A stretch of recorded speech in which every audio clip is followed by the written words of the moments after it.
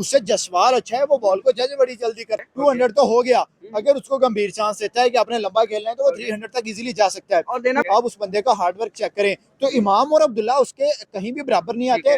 मैं कहता हूँ कि अगर वो कल के दिन आता है तो क्या लगता है भाई वो 300 कर जाएगा। अगर अकेला ही 300 कर जाता है तो भाई हम तो सर पकड़ के बैठ जाएंगे। हमारे का दिमाग का कोई नहीं पता, वो क्या खेलो। भाई मैं वही तो कह रहा हूँ कि कल को क्या पता कि भाई हमारा जो अब्दुल्ला शफीक जो है वो 1 करके जाता है कि 100 करके जाता है कि 200 करके जाता है। हमें उससे कोई उम्मीदें वाबस्ता नहीं। और हम यहाँ पे कंपैरिजन कर रहे हैं यहाँ पे बड़े बड़े प्लेयरों का इंडिया के प्लेयर के साथ, वो कोई ओपनर्स नजर नहीं आ रहे। आपको क्या लगता है कि कोई मुकाबला जायसवाल के साथ भी कर सकता है? पाकिस्तान की तरफ से भी कोई 200 हमें इस सीरीज में देखने को मिल सकता है?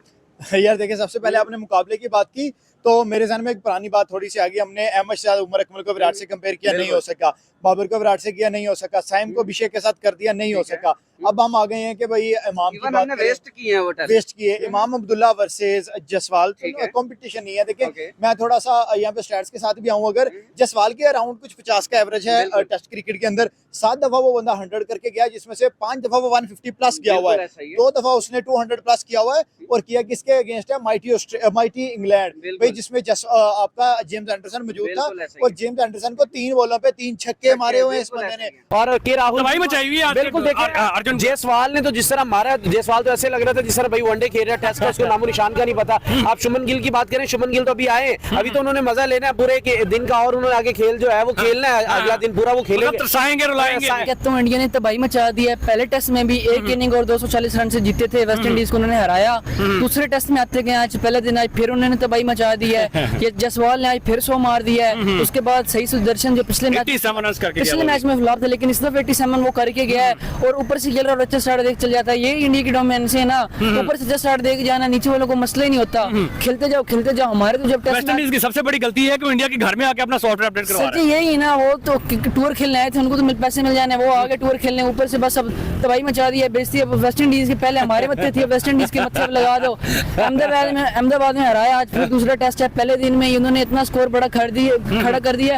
वो कह रहे थे कि वेस्ट इंडीज का कोई चांस है जीतने का, मैंने कहा कोई चांस नहीं। जसवाल बॉलर्स को जज किया गया, उनका कौन सा बॉलर खतरनाक है, कौन से बॉलर के पास कौन सी स्पेशल डिलीवरीज हैं, बॉल बैठेगा बॉल ऊपर जाएगा। भाई उसने 40 बॉलों में जज कर लिया। उसके बाद जो उसने फेंटा चढ़ा है, उसके बाद जो उसने मारा है 253 बॉल्स पे 173 के साथ वो नॉट आउट खड़ा हुआ है। अपने कहा 200 करेगा, 200 तो ऑन कार्ड्स है, 200 तो हो गया। अगर उसको गंभीर चांस देता है कि आपने लंबा खेलना है तो वो 300 तक इजीली जा सकता है। और देना भी चाहिए, इस दफा देना भी चाहिए, क्योंकि 214 रन उसका ऑलरेडी हाईएस्ट स्कोर है। तो मतलब वो अपने हाईएस्ट स्कोर से तो ऊपर निकलने की कोशिश करेगा।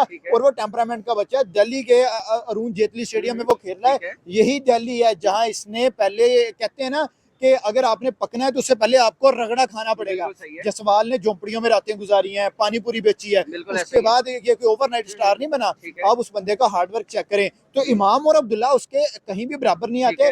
मैं कहता हूँ कि अगर वो कल के दिन आता है तो क्या लगता है भाई वो 300 कर जाएगा। अगर अकेला ही 300 कर जाता है तो भाई हम तो सर पकड़ के बैठ जाएंगे। हमारे का दिमाग का कोई नहीं पता, वो क्या खेलो। भाई मैं वही तो कह रहा हूँ कि कल को क्या पता कि भाई हमारा जो अब्दुल्ला शफीक जो है वो 1 करके जाता है कि 100 करके जाता है कि 200 करके जाता है। हमें उससे कोई उम्मीदें वाबस्ता नहीं। और हम यहाँ पे कंपैरिजन कर रहे हैं यहाँ पे बड़े बड़े प्लेयरों का इंडिया के प्लेयर के साथ, वो कोई ओपनर्स नजर नहीं आ रहे। और अभी आप यहाँ पे बात करें बाबर आजम की, तो बाबर आजम भी देख लेते हैं क्या करता है। टेस्ट प्लेयर बना लिया आपने उसको। अगर वो T20 प्लेयर होता है तो T20 में उसकी जगह होती है। अगर वो T20 में नहीं रखा नहीं है तो उसकी रीजन ये है कि वो T20 प्लेयर नहीं है, वो टुक टुक खेलने वाला प्लेयर है। लेकिन उसकी दूसरी बात यहाँ पे हम बात करते हैं, अगर T20 में अगर आप सलमान अली आगा को कैप्टन ले गए तो वो कौन सा कोई, उसने कौन सा जनाब फतह कर लिया कोई मैदान तो करेगा कि हमने फाइनल खेला है। और भाई फाइनल क्या खेल के क्या किया है भाई, वो जो 10 12 5 6 7 स्कोर करने वाला ऐसे प्लेयर को हम मतलब कैप्टन बना लिया, फ्रंट से लीड करता दिखाई नहीं दिया। और मतलब अगर हमने जब भी मतलब बाबर आजम को देखा वो सिर्फ अपने लिए खेलता दिखाई दिया। टीम के लिए हमेशा कोई प्लेयर हमारा ऐसा नहीं है जो टीम के लिए खेले और एज अ फिनिशर चले कि भाई आज हमें इसकी जरूरत है और इसने हमें मैच जितवा के दिया हो। कहाँ पे सेट बैठता ही नहीं सेट, कहीं पे भी नहीं बैठता सेट। हमारे यहाँ प्लेयर्स देखना, हमारे सीनियर प्लेयर को बाहर बिठा दिया है। और हमारे जो यंग प्लेयर है, बाबर का तो कमबैक हो गया है ना, बाबर का तो अब कमबैक हुआ है ना। T20 में बिठा दिया था बाबर को, कोई तरीका तो नहीं था हमारे सीनियर्स को बिठा देना। हमारे सीनियर्स को बिठा देना, वो हमारे सीनियर बैट्समैन है, नंबर 1 बैट्समैन रहा है वो, पाकिस्तान का नंबर 1 बैट्समैन रहा है वो, दुनिया का नंबर 1 बैट्समैन। देखिए बाबर का ये करियर चेंजिंग मोमेंट है। अगर बाबर साउथ अफ्रीका के खिलाफ एक भी मैच विनिंग इनिंग खेल देता है, 2 मैचेस हैं शायद, एक मैच भी Babar man of the match ले जाए, बाबर को 1-2 100 कर दे, तो बाबर को डेफिनेटली बाबर का कमबैक हो जाएगा। Okay. लेकिन अगर बाबर अफ्रीका के खिलाफ भी ना खेल सका तो बाबर के और करियर home के ground ऊपर, पे। हाँ, हम बाबर के करियर के ऊपर फुल ठीक है। स्टॉप है। उसके बाद बाबर का जो Okay. क्रिकेट करियर है ना वो खत्म हो जाएगा। आप देखिए कि आपको वही ग्राउंड्स मिल रहे हैं, ये कदाफी लाहौर का स्टेडियम बिल्कुल ऐसे ही। जहां बाबर आजम इतना बच्चा सा था, जहां से खेल खेल के इतना बड़ा हो गया है। बिल्कुल ऐसे ही। अगर आप वहां पे भी नहीं खेल सकते, अगर आप रावलपिंडी का जो डेड विकेट है, जो फ्लैट ट्रैक है, जहां पे 2 दिन के अंदर या 1 दिन के अंदर शायद इंग्लैंड ने हमें 700-800 रन मार दिए थे, बिल्कुल ऐसे ही। अगर आप वहां पे भी नहीं खेल सकते तो फिर इसका मतलब है कि भाई आप जो अपनी स्किल है उसको खो बैठे हैं। मैं आज एक प्रैक्टिस सेशन देख रहा था, शाहीन अफरीदी बाबर को बॉल्स कर रहा है, मैंने 5 टोटल बॉलें देखी हैं, बिल्कुल। जिसमें से बाबर ने सिर्फ 1 बॉल मिडल किया है, 4 Okay. बॉलों पे उसके एज लगे हैं। मतलब कि वो अपने नेट सेशन के अंदर भी कंफर्टेबल नहीं हो रहा। सही है। रीजन ये है कि वो डर के क्रिकेट खेल रहा है। मैं सारे बॉल्स उसकी देखी हैं, वो यहाँ आके डर रहा है। जैसे जसवाल फ्री फ्लो के साथ जा हाँ, रहा है, जैसे बिल्कुल ऐसे ही। अभिषेक टी20 में स्पेशली जा रहा बिल्कुल है, ऐसे ही। विकेट तो जानी ही जानी है, लेकिन कम से कम आप फ्लो के साथ तो खेल। जहां बीते दिन यानी 10 अक्टूबर को इंडिया वेस्ट इंडीज के बीच दूसरा टेस्ट मैच खेला जा रहा है। वहीं इंडिया ने पहले दिन अपनी काफी अच्छी पकड़ बना ली। यहाँ पर यशस्वी जायसवाल का दबदबा काफी अच्छा बना हुआ है। अब इनके चर्चे पाकिस्तान में भी हो रहे हैं, जहाँ पाकिस्तान आवाम कह रही है कि यशस्वी जायसवाल का कोई तोड़ ही नहीं है, इनके जैसे खिलाड़ी हमारी टीम में होने चाहिए।